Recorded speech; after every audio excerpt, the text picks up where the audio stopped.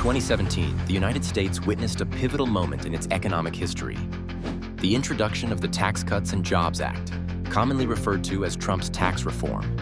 This sweeping overhaul promised to shake the very foundations of America's tax system. But 5 years on, what have been the real consequences of this reform? And how has it impacted different echelons of American society? As we delve into this complex subject, let's begin with the reform's primary cornerstone: the radical reduction in corporate tax rates, slashed from 30% to 21%. Proponents argue this would unleash a tidal wave of economic growth, attracting investments and generating jobs.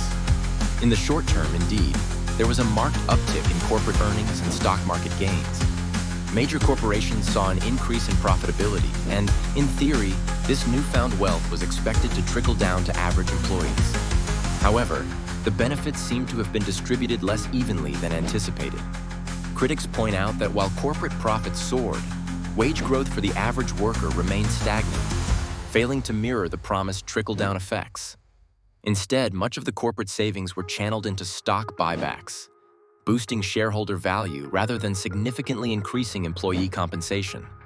Another crucial aspect of the tax reform was the adjustment of individual tax rates. The act reduced rates across most brackets, aimed ostensibly at providing middle-class tax relief. Yet beneath these reductions lurked complexities. Changes to deductions and exemptions meant that while some saw a slight dip in their taxes, others faced unexpected increases, leading to a mixed bag of results. The doubling of the standard deduction offered some relief. Yet the capping of state and local tax deductions hit residents in high-tax states particularly hard. It's essential to also consider the reform's impact on the national debt. Critics argue that the substantial tax cuts, without equivalent spending cuts, further ballooned the federal deficit.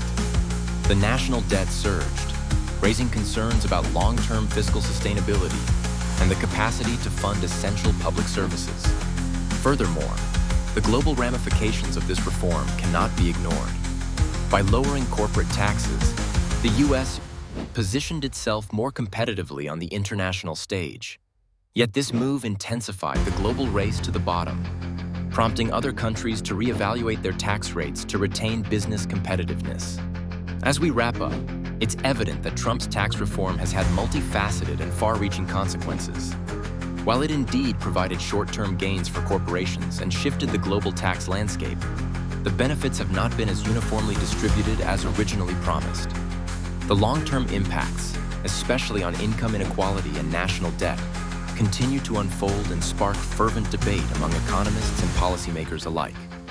In conclusion, the story of Trump's tax reform is far from complete.